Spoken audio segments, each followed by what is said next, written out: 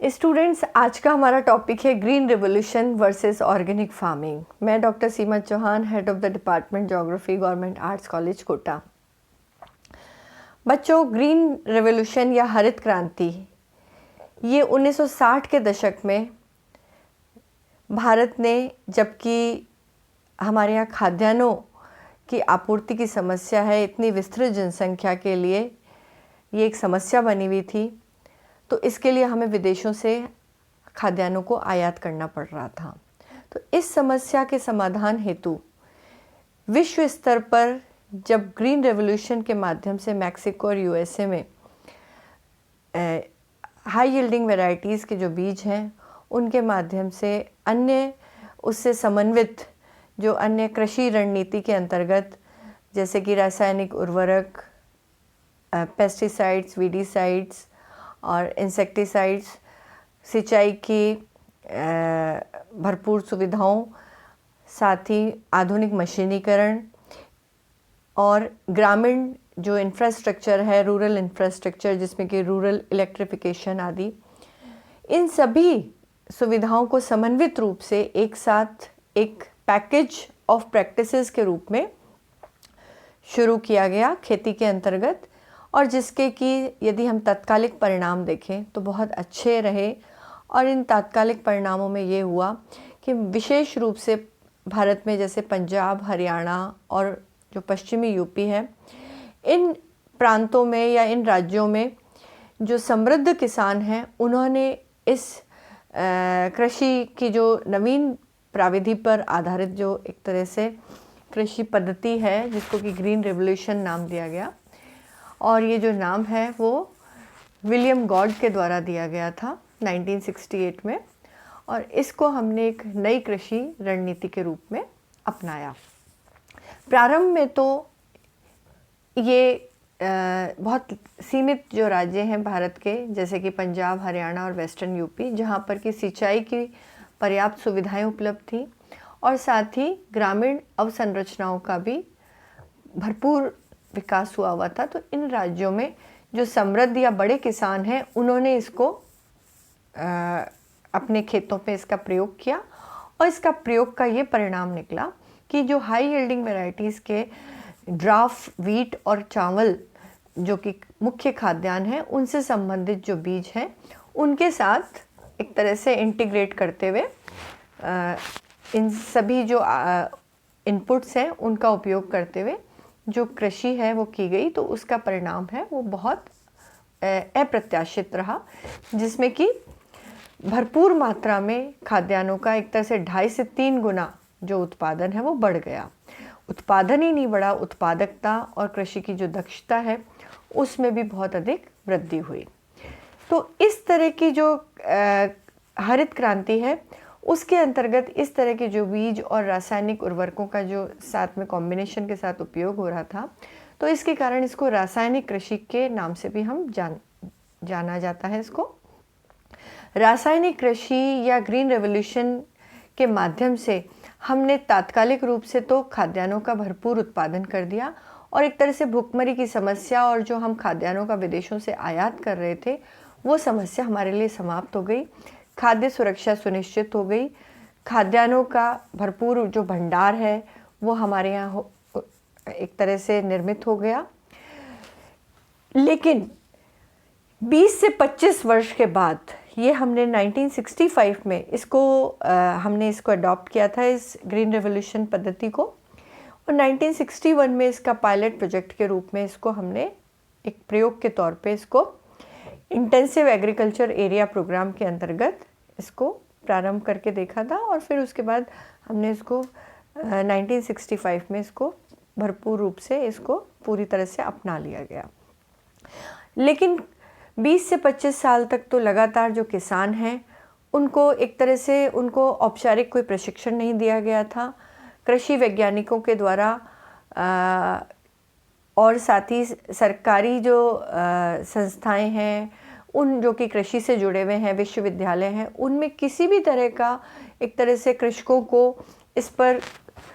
कोई औपचारिक प्रशिक्षण नहीं दिया गया, जिसके कारण कि किसान है वो इस जो कि हमारे यहाँ साक्षरता का अभाव है कृषक वर्ग में, तो उनके लिए इस चीज़ को समझना बहुत ज़रूरी था कि रासायनिकों का और कीटनाशकों का, इन सब का एक तरह से बैलेंस यूज़ होना है, वो बहुत ज़रूरी है। और इसका एक तरह से अनियंत्रित रूप से उपयोग किया गया, भरपूर उपयोग किया गया। किसानों ने ये सोचा कि इससे उत्पादकता है वो बहुत ज़्यादा बढ़ेगी, और उत्पादन बढ़ेगा तो हमारी इनकम जो है वो ज़्यादा होगी। तो इसके परिणाम स्वरूप क्या हुआ कि हाई यील्डिंग वेराइटीज़ जो हैं उनके साथ किसानों ने बहुत अधिक मात्रा में रासायनिक उर्वरकों का और कीटनाशकों का प्रयोग करना शुरू कर दिया। और साथ ही जो सिंचाई है वो भी अधिक मात्रा में की जाने लगी। और इसमें जो भूमिगत जल है, भूमिगत जल का एक तरह से यदि हम सिंचाई को देखें तो जो इलेक्ट्रिक जो पंप सेट हैं उनसे भूमिगत जल के माध्यम से है वो सिंचाई की जाती थी 60%। तो ऐसी स्थिति में जो हाई यील्डिंग वैरायटीज़ के जो बीज हैं उससे जो पादप उत्पन्न हो रहे थे या जो हमारी फसल उत्पन्न हो रही थी, उस फसल के द्वारा तो 20 से 30% ही रसायनों का अवशोषण किया जा रहा था, और बाकी जितना भी अवशेष था, जितना भी सरप्लस था, वो पानी में मिलकर उसका भूमिगत जल में और साथ ही जल में इसका मिक्सिंग हो रही थी, जिसके कारण कि क्या है कि ये सारा जो भूमिगत जल है वो प्रदूषित होने लग गया। अब मैं यहाँ पर आपको और एक तरह से जल प्रदूषण, मृदा प्रदूषण और भूमि की जो पूरी कृषि भूमि है वो इन सब के कारण एक तरह से बैरन लैंड के रूप में या बंजर भूमि में परिवर्तित होने लग गई। तो यहाँ पर हम ग्रीन रेवोल्यूशन को सबसे पहले, जैसे कि मैं आपको अब एक स्लाइड के माध्यम से समझाती हूँ कि ग्रीन रेवोल्यूशन जो है वो एक तरह का क्या है, research technology transfer initiative occurring between 1950 and the late 1960s। तो 1950 और लेट 1960 के मध्य में अमेरिका ने मैक्सिको में, जिसमें नॉर्मन बोरलॉन्ग हैं, यहाँ के साइंटिस्ट हैं, उन्होंने इसका हाई यील्डिंग वैरायटीज़ का प्रयोग करते हुए खाद्यान्नों के उत्पादन में इस ग्रीन रेवोल्यूशन को प्रयोग के तौर पे अपनाया और उसमें उनको सफलता मिली। तो इसके कारण 1960 तक तो अमेरिका है वो खाद्यान्नों का निर्यातक बन गया था। तो इसमें high yielding varieties, chemical fertilisers, agrochemicals और एक निश्चित वाटर सप्लाई, मॉडर्न मशीनरी, इन सब का उपयोग करते हुए उत्पादन किया गया। तो इस तरह से पैकेज ऑफ प्रैक्टिसेस है, और ये एक तरह से भारत में जो परंपरागत कृषि पद्धति थी उसके ऊपर हमने इस तरह से नई तकनीक पर आधारित ये कृषि की जो पद्धति है इसको हमने अपनाया।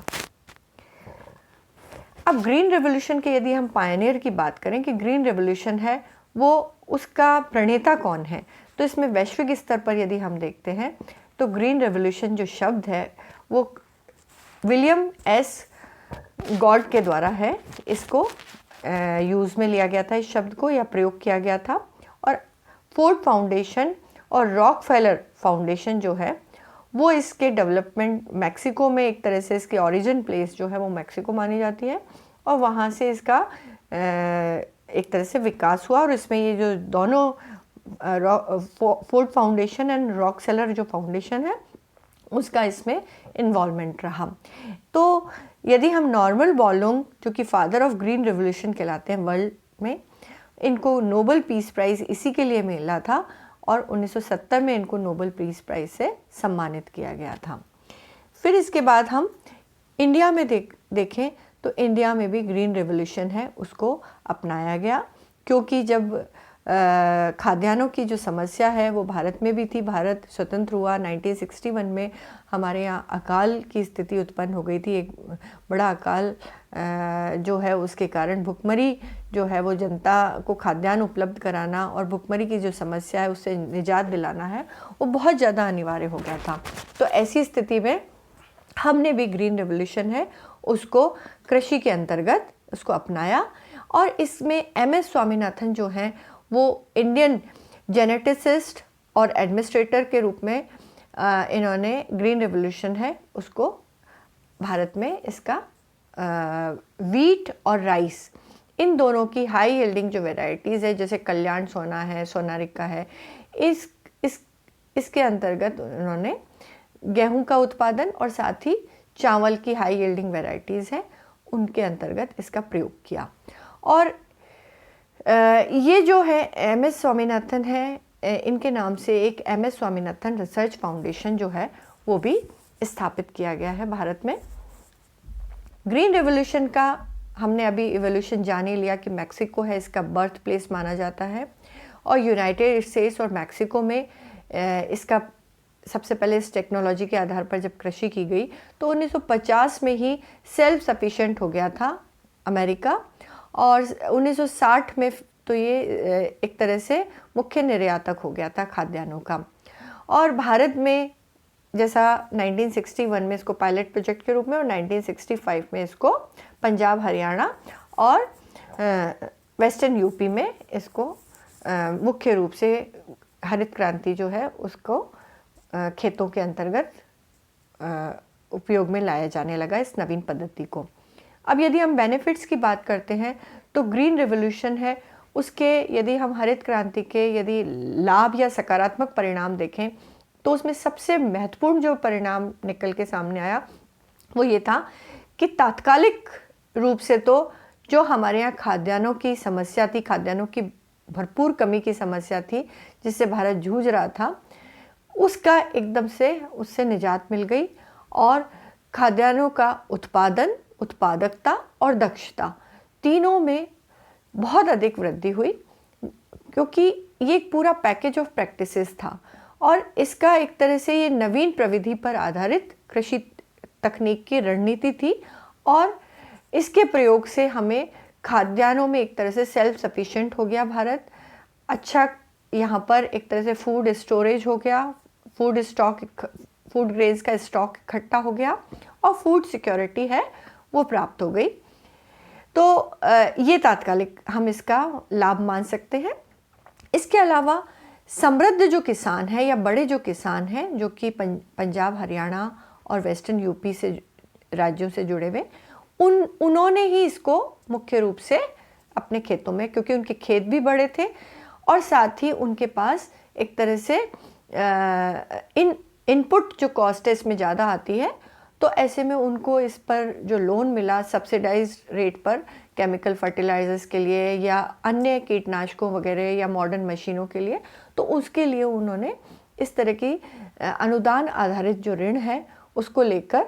इस कृषि को अपने खेतों में इस पद्धति से करना प्रारंभ किया। और एक फ़ायदा जैसा कि हमने बताया कि इंपोर्ट जो कि हम विदेशों से कर रहे थे, रशिया से हमारे यहाँ गेहूँ आ रहा था, अमेरिका से भी हम खाद्यान्नों का आयात कर रहे थे, वो रुक गया और एक तरह से हम कुछ मात्रा में तो खाद्यान्नों का निर्यात भी करने लग गए। एक हम बेनिफिट के रूप में ये देख सकते हैं कि एग्रीकल्चर और इंडस्ट्री, इन दोनों के बीच इसने लिंकेजेस का काम किया, क्योंकि ये एक ऐसी कृषि की पद्धति थी जो कि आधुनिक मशीनों पर आधारित थी। इनमें आधुनिक मशीनें जैसे कि ट्रैक्टर है, कंबाइन हार्वेस्टर है, थ्रेशर है, इन सब का उपयोग है वो कृषि के अलग अलग जो प्रक्रियाएं हैं उनमें किया जाता है। और साथ ही जैसे कि केमिकल इंडस्ट्रीज़ जो हैं उनसे रासायनिक उर्वरक हैं, यूरिया है, नाइट्रोजन और फास्फोरस और पोटाश युक्त जो उर्वरक है, और साथ ही कीटनाशक हैं, खरपतवार नाशी हैं, इन सब को हम रासायनिक जो उद्योग हैं उनसे प्राप्त कर रहे थे। तो इस तरह से देखें तो कृषि और उद्योग दोनों के मध्य एक तरह से संबद्धता स्थापित करने का कार्य है वो ग्रीन रेवोल्यूशन के द्वारा किया गया। एक हम कह सकते हैं कंसिस्टेंस ऑफ हार्वेस्ट, जैसे कि यहाँ पर हम जो एक तरह से इसमें हम एक साथ साल में 2 से 3 फसल है वो प्राप्त कर पा रहे थे, तो इसके कारण हमें जो फसलों का जो उत्पादन है वो वर्ष भर होता था और हमें एक तरह से फसल है वो लगातार प्राप्त हो रही थी।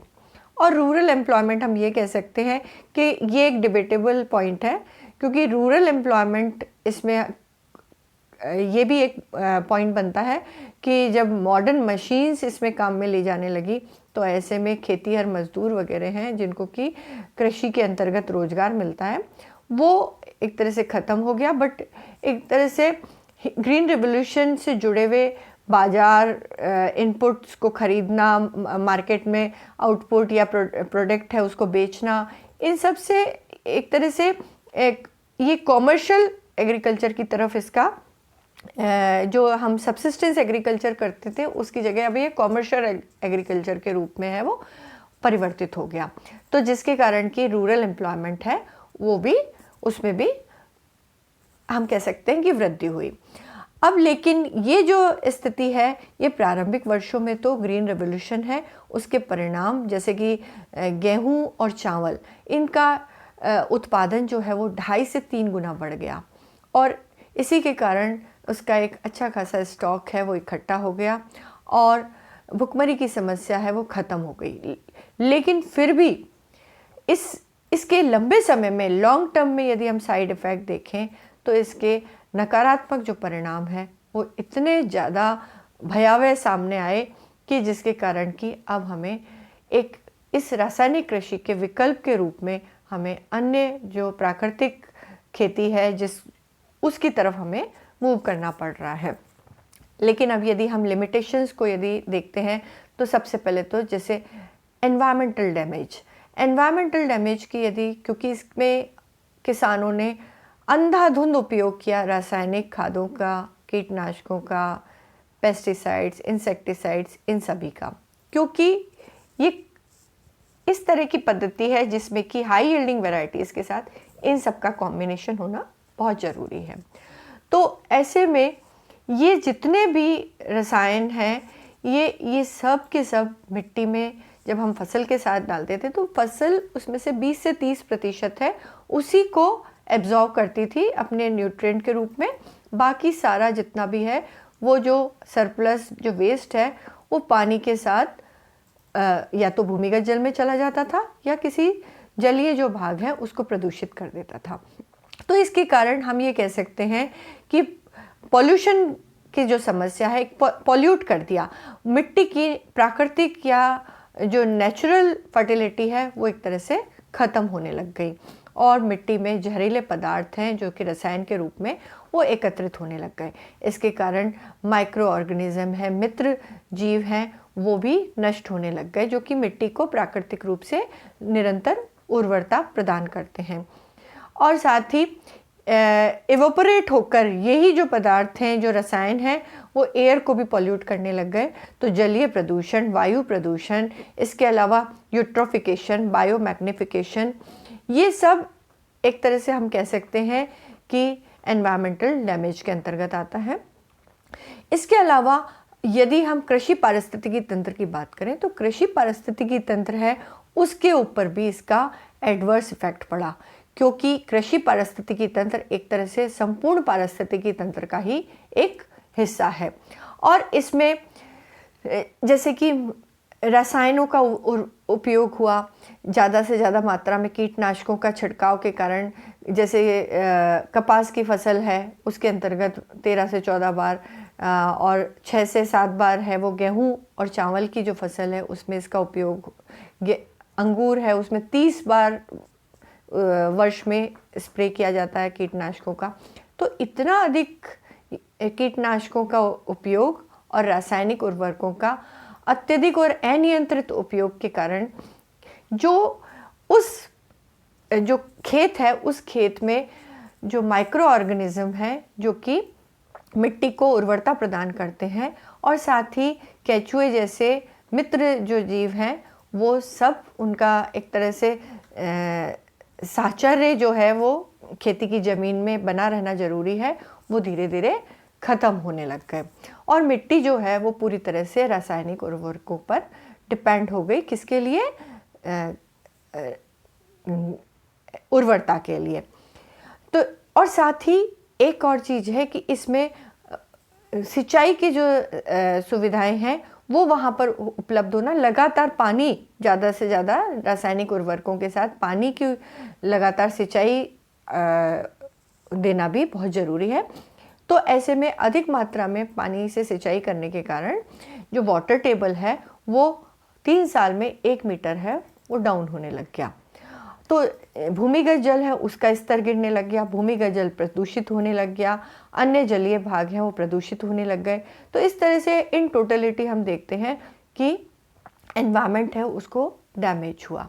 ये तो एनवायरमेंटल डैमेज की बात हो गई। अब यदि हम और देखते हैं तो इसका फसल के ऊपर भी प्रभाव पड़ा। जैसे फसल है उसकी मात्रात्मक तो उसका उत्पादन बढ़ गया, यदि हम उसकी क्वालिटी की बात करते हैं, गुणवत्ता की बात करते हैं और उसमें ये न्यूट्रिटिव वैल्यू की बात करते हैं, वो ख़त्म होने लग गई। क्योंकि ये जितने भी जहरीले रसायन हैं ये एक तरह से फसल के अंदर इस छिड़काव के कारण जो फसल है उसके अंतर्गत भी ये इनका दुष्प्रभाव है वो होने लग गया और उससे ये एक तरह से दुष्प्रभावित होने लग गए। तो इसके कारण हम जितना भी एक तरह से हरित क्रांति के परिणाम स्वरूप जो भी हम खाद्यान्न प्राप्त कर रहे थे वो उनमें टॉक्सिसिटी बहुत ज़्यादा थी, जिसके कारण कि मानव स्वास्थ्य आहार श्रृंखला के माध्यम से जब वो मनुष्य के द्वारा ग्रहण किए गए तो उसके कारण मानव स्वास्थ्य पर इसका बहुत विपरीत प्रभाव पड़ा और इसमें कैंसर जैसी जो बीमारी है उसके पेशेंट बहुत अधिक बढ़ने लग गए। जैसे कि पंजाब से एक ट्रेन है वो राजस्थान की तरफ बीकानेर की तरफ आती है, उसको कैंसर ट्रेन के नाम से जाना जाता है। तो पंजाब जो है वहाँ पर कृषि भूमि केवल 2% है कृषि के अंतर्गत भूमि, जबकि पंजाब जो है आज वर्तमान में 50% खाद्यान्न उत्पादन पंजाब से ही हो रहा है। तो लेकिन वहाँ का जो खाद्यान्नों का जो क्वालिटी है वो बिल्कुल भी मानव स्वास्थ्य के अनुकूल नहीं है। तो अभी वर्तमान में जब हम कोरोना की समस्या से जूझ रहे हैं, उस स्थिति में जहां हम बॉडी की रेजिस्टेंस की बात करते हैं, रोग प्रतिरोधक क्षमता की बात करते हैं, तो उस स्थिति में हम खाद्यान्नों की शुद्धता और पौष्टिकता और गुणवत्ता पर बहुत ज़्यादा अब बल देने लगे हैं, क्योंकि हमारा अब पर्यावरणीय रूप से भी हम जागरूक हो गए हैं और अपने स्वास्थ्य के प्रति भी हम जागरूक होते जा रहे हैं। तो ऐसी स्थिति में अब ग्रीन रेवोल्यूशन जो है उसको एक लंबे समय तक जारी रखना खेती के अंतर्गत इसका अब संभावना नहीं है, या हम कह सकते हैं कि अब इसका हमें विकल्प ढूंढना हमारे लिए अपरिहार्य हो गया है। इसके अलावा एक पॉइंट ये है कि increase social divide and regional disparity. Social divide से मतलब है सामाजिक एक तरह का विषमता उत्पन्न हो गई। सामाजिक विषमता मतलब कि ये जितने भी पंजाब, हरियाणा और वेस्टर्न यूपी के जो बड़े किसान हैं वो तो और अधिक समृद्ध हो गए, क्योंकि उन्होंने इसमें उत्पादन अधिक हुआ उनके यहाँ। तो ऐसे में सरप्लस उत्पादन को मार्केट में बेचकर और उनको आय होने लग गई। लेकिन जो लघु किसान हैं और सीमांत किसान हैं उनको इसमें ऋण नहीं उपलब्ध हो पा रहा था सरकारी संस्थाओं से या सहकारी संस्थाओं से। तो इंस्टीट्यूशनल लोन उपलब्ध नहीं होने के कारण उनको एक तरह से लैंड होल्डर से या एक तरह से जो साहूकार हैं उनसे ऋण मिल रहा था, जो कि काफ़ी अधिक मात्रा में उनका रेट ऑफ इंटरेस्ट है बहुत ज़्यादा होता है। तो इसके कारण ऋणग्रस्तता जो है वो बड़े किसानों में भी और छोटे और मध्यम किसानों में भी देखने को मिलने लगी। और ये ऋणग्रस्तता इतनी ज़्यादा मतलब ऋणों के दुष्चक्र में किसान फंसता चला गया, क्योंकि इनपुट कॉस्ट बहुत ज़्यादा थी तो उसके लिए ऋण लेना भी अनिवार्य था। तो ऐसे में इनपुट कॉस्ट के लिए ऋण लिया और ऋण को वो नहीं चुका पाए तो वो ऋण के दुष्चक्र में फंसते चले गए। यही कारण है कि जैसे कि पंजाब है उसमें कृषक जो है उनमें सुसाइडल केस है वो 51% तक है वहाँ पर बड़े, और जबकि अन्य जो भाग हैं वहाँ पर सुसाइडल केस कृषकों में 5% तक ही देखने को मिलते हैं। और साथ ही जैसे कि कपास के जो खेत हैं महाराष्ट्र में, वहाँ पर कपास की खेती के अंतर्गत जो किसान हैं उन्होंने काफ़ी अधिक मात्रा में आत्महत्या की। तो इन सब के पीछे का मुख्य कारण जो है वो ऋणग्रस्तता है। इसके अलावा रीजनल डिस्पैरिटी की भी हम बात कर सकते हैं। रीजनल जो डिस्पैरिटी है या प्रादेशिक जो विषमता है, वो प्रादेशिक विषमता इसलिए क्योंकि एक बहुत ही लिमिटेड जो स्टेट्स हैं या लिमिटेड एरियाज़ जो हैं उन्हीं के अंतर्गत हरित क्रांति का प्रभाव है वो देखने को मिला। बाकी जितने भी जो राज्य हैं उनमें हरित क्रांति है उसको नहीं अपनाया गया, और साथ ही सीमित फसलों के अंतर्गत ही, जैसे कि गेहूँ है, चावल है, कपास है और मक्का है, इनमें इसका प्रयोग किया गया। और साथ ही रेनफेड और इरिगेटेड जो एरियाज़ हैं वहीं पर इसको मुख्य रूप से, क्योंकि इरिगेशन फैसिलिटीज़ रेगुलर मिलना बहुत ज़रूरी है इसमें। इसके अलावा जेनेटिक डाइवर्सिटी है उसका लॉस हुआ, और क्वालिटी और न्यूट्रिटिव वैल्यू यदि हम फूड ग्रेन की देखें तो वो बहुत गिर गई, और कैंसर जैसी फेटल डिजीज़ हैं वो बढ़ गई। इनपुट कॉस्ट ज़्यादा थी, ये मैंने आपको पहले ही बताया, और स्मॉल फार्मर्स हैं उनको फाइनेंस, इंस्टीट्यूशनल फाइनेंस नहीं प्रोवाइड हो पा रहा था, तो वो प्राइवेट लेवल पर जो है वो लोन लेकर और उसका भारी मात्रा में उसका ब्याज चुका रहे थे। और साथ ही एक तरह से देखें तो ये किसानों के लिए, फसलों के लिए, भूमि की, मृदा की और जो खेत है उसकी यदि हम प्राकृतिक उर्वरता की बात करें या कृषि पारिस्थितिकी तंत्र की बात करें, तो सभी की दृष्टि से हम देखें तो एक तरह से ग्रीन रेवोल्यूशन जो है वो बहुत अधिक दुष्परिणाम उसके सामने आए। तो ऐसे में अब भारत में वर्तमान में एक तरह से देखें तो 20वीं शताब्दी के अंत में ही ग्रीन रिवॉल्यूशन जो है उसके स्थान पर, या कह सकते हैं कि रासायनिक कृषि के स्थान पर अन्य प्राकृतिक खेती, जो कि हमारे यहाँ एक तरह से हमारे जो पूर्वज हैं, क्योंकि हम एक कृषि प्रधान देश है हमारा, और हमारा एक बहुत बड़ी जनसंख्या है वो प्रत्यक्ष और अप्रत्यक्ष रूप से कृषि में संलग्न है। तो ऐसे में हमारा जो अनुभव है कृषि के क्षेत्र में, परंपरागत कृषि का, वो बहुत प्राचीन रहा है, और लंबा अनुभव और सूझबूझ से हमने एक परंपरागत कृषि पद्धति विकसित की थी, उसी का एक तरह से हम नवीन रूप कह सकते हैं।